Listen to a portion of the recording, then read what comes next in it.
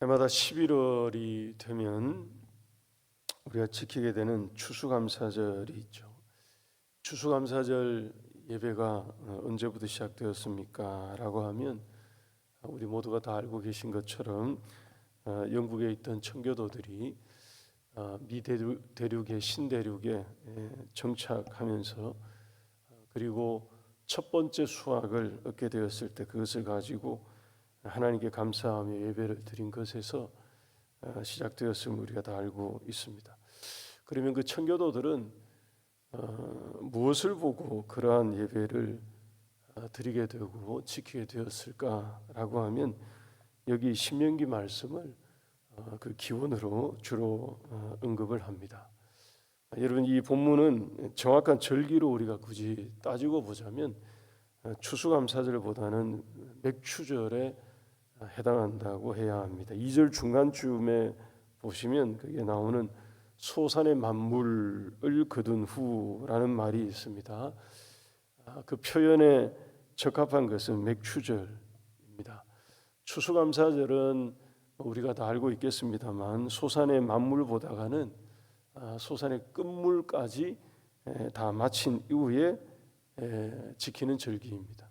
그래서 수장절 그러면 모든 곡물 또 과일의 열매 그 한 해의 모든 추수를 다 끝내고 난 다음에 마지막 끝까지 다 끝내고 난 다음에 이제 지키는 절기가 추수감사절인데 이 맥추절은 하나님 앞에 받은 그 수확물의 첫 번째 것을 실은 드리면서 추수의 시작을 알리면서 감사하는 그런 절기이기 때문에 오늘 이 본문에 더 적합한 것은 맥추절이라고 봐야 할 것입니다. 다음 맥추절 절기에 이 본문 가지고 좀 더 말씀을 자세히 볼 수 있도록 한번 해보겠습니다. 오늘은 이 내용 중에서 이 소산의 첫 열매, 여기서 말하는 만물은 첫 열매를 얘기하는 것입니다. 처음 거두어 드리게 된 첫 번째 열매를 얘기합니다. 그것을 하나님께 드리는 것에 대해서 잠시 말씀을 나누고 기도하도록 하겠습니다. 여러분, 우리가 집에서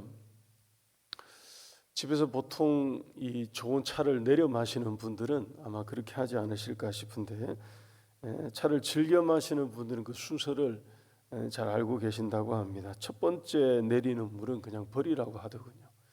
첫 번째 차 이렇게 쭉 내린 물은 그거 마시지 말고 그건 버리고 그 다음에 이제 두 번째부터 내려지는 차를 마셔야지 맛도 좋고 또 그게 깨끗하고 하다고 합니다. 왜냐하면 첫 번째 내리는 물은 그 찻잎에 묻어 있는 먼지 또는 오염된 것 이런 거 한번 씻겨내고 두 번째부터 우려지는 것을 이제 마신다 하는 그런 의미인 것 같습니다. 우리 일상을 관찰해 보면 그런 유들이 실은 많죠.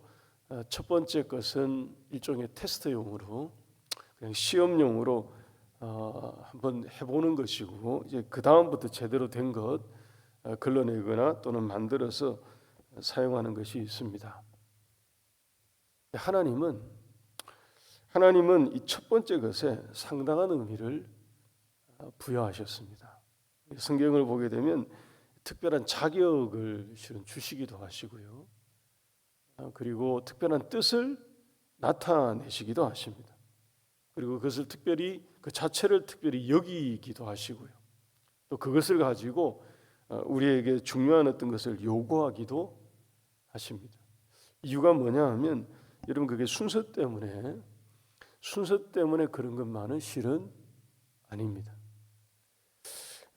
물론 일차적인 것은 이 첫 번째 순서가 첫 번째이기 때문에 하나님께서 그것을 우리에게 의미 있게 생각하게 만드는 일차적인 의미가 있습니다만 성경에서 이 맏아들 또는 장자, 첫째가 됨, 여기 나오는 소산의 만물 이렇게 말하는 이것은 무조건 장자, 첫째를 말하는 것은 실은 아닙니다. 여러분, 족보를 이어갈 때 사실상의 장자들 중에서 그러니까 족보에 이름이 올라간 실제 사실상의 장자들 중에서는 장자가 아닌 사람들이 여러 명 나옵니다. 무조건 순서상 첫 번째가 무조건 첫째가 되는 게 아니었던 것입니다. 여러분, 예수님께서도 말씀하셨죠. 나중된 자가 먼저 된다 하는 말씀도 하셨습니다. 시간적 의미에서, 순서상 시간적 의미에서 첫째라기보다는 이 처음 열매, 첫 열매, 소산의 만물이라고 할 때 여기에 담긴 보다 큰 의미는 으뜸을 얘기하는 것입니다. 최고, 가장 귀한 것, 가장 으뜸된 것, 가장 소중한 것, 이런 의미가 이 첫 번째 것을 표현하는 그 표현의 본래의 뜻에 더 크게 들어가 있습니다. 그래서 여러분, 하나님 앞에 우리가 나의 첫 열매를 드립니다 하는 이 고백은 하나님, 내게 있는 것 중에서 가장 귀한 것을 주님께 드립니다 하는 고백을 표현한 것입니다.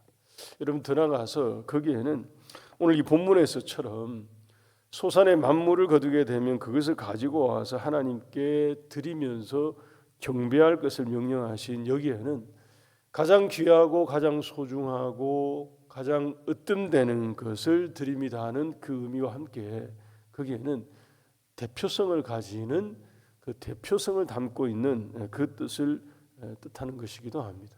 그래서 맏아들, 장자, 만물, 이것은 대표한다는 의미를 가집니다. 그래서 말씀드린 것처럼 첫째가 무조건 장자가 되고 첫째가 되는 게 아니고요. 그 가정과 가문에서 실제적으로 대표의 역할을 하는 그 아들이 장자가 되고 그렇게 되는 것입니다. 그렇게 인정이 되었던 거죠.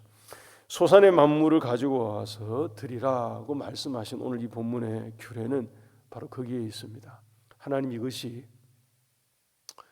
내 모든 것입니다 하는 표현이, 이 사람들에게 하나님께서 가나안 땅에 들어가야 될 이 이스라엘 백성들에게 하나님께서 들어가서 이제 첫 번째 수확을 얻게 되면 이렇게 예배를 드리라라고 감사절 예배를 가르치신 이 규례에 담긴 의미는 하나님, 이것이 우리의 전부이고 이 모든 것이 주께로부터 왔습니다 하는 것을 고백하는 그 감사에 그것을 담아서 드리도록 하나님께서 명령하셨던 것입니다. 그래서 수확의 첫 열매, 이 만물을 하나님께 드리는 것은 감사 중에서 가장 큰 감사가 되는 것입니다.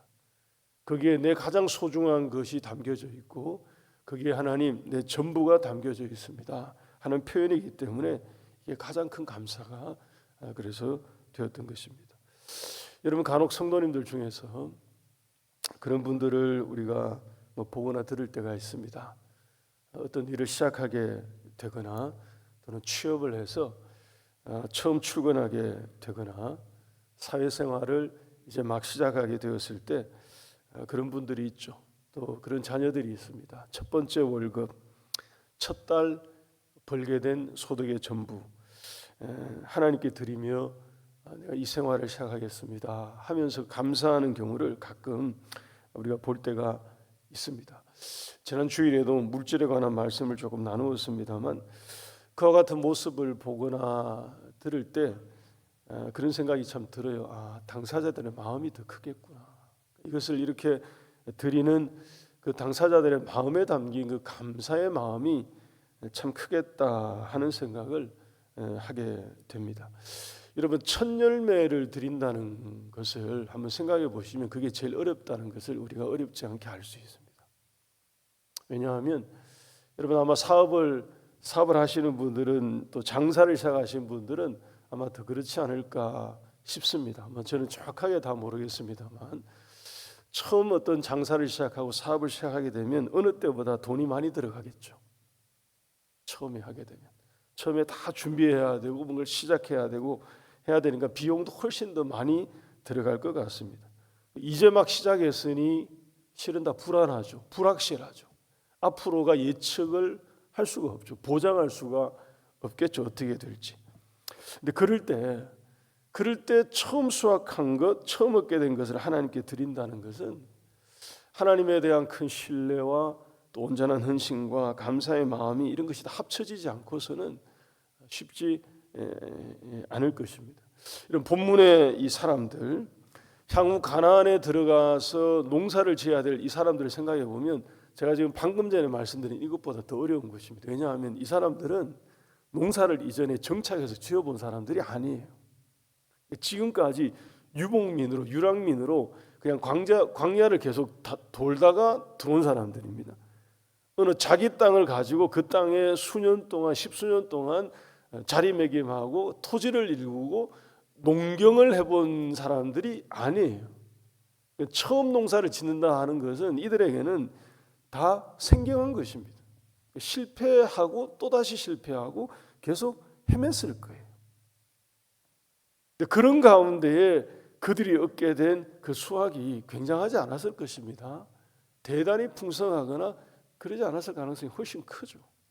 그런 것 중에서 그 첫 번째 소산의 만물을 하나님께 드리면서 예배한다는 것은 이들에게 굉장히 어려웠을 것입니다.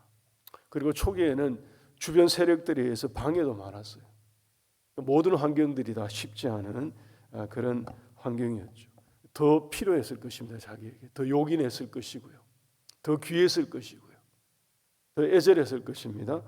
근데 그 소산의 만물을 드림으로 하나님이 모든 것이 주께로부터 왔습니다, 이게 하나님의 것입니다 라고 인정하고 감사하고 고백했던 것, 그래서 이게 참으로 귀한 예배가 절기가 되었던 것입니다.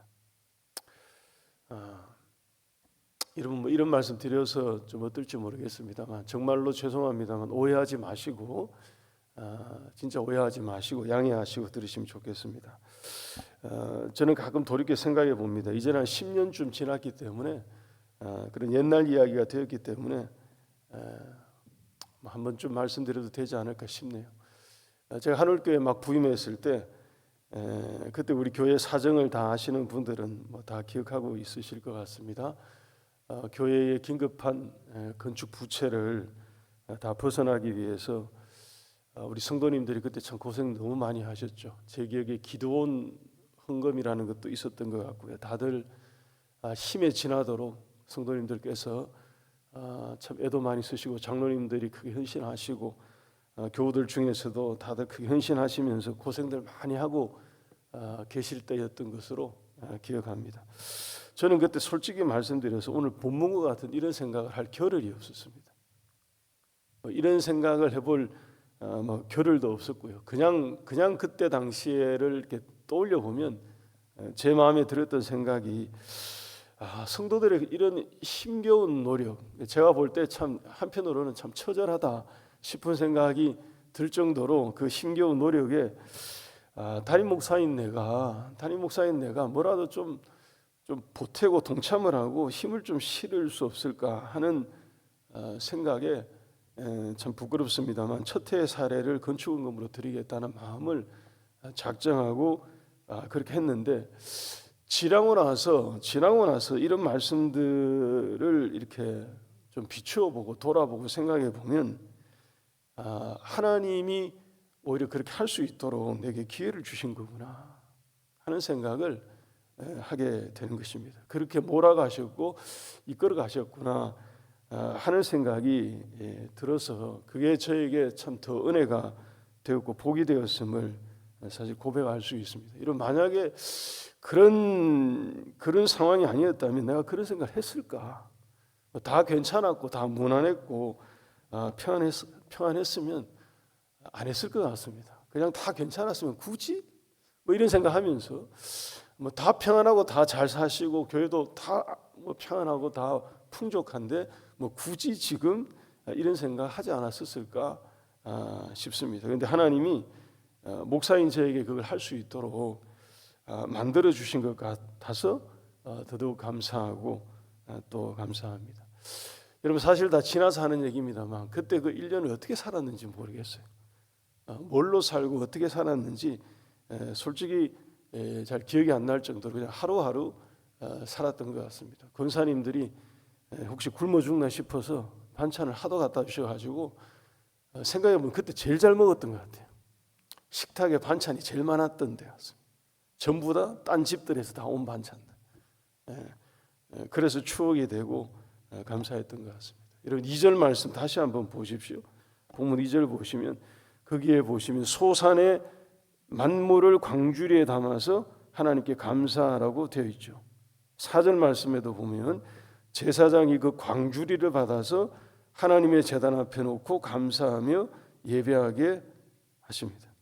근데 이렇게 하셨는데 우리가 하나님 앞에 이 말씀 통해서 붙들게 되는 것은 우리가 하나님 앞에 이러한 마음으로 우리의 첫 열매를 하나님께 드리면 하나님께서 바로 여기에 나오는 이 구절들에 나오는 우리가 들고 온 이 광주리에 하나님의 것을 채워서 우리에게 돌려주실 줄 믿으시기 바랍니다. 여러분 오늘 하루도 우리 각자의 삶의 자리에서 가장 귀한 첫 열매를 드리는 심정으로 우리의 시간을 채우고 또 삶을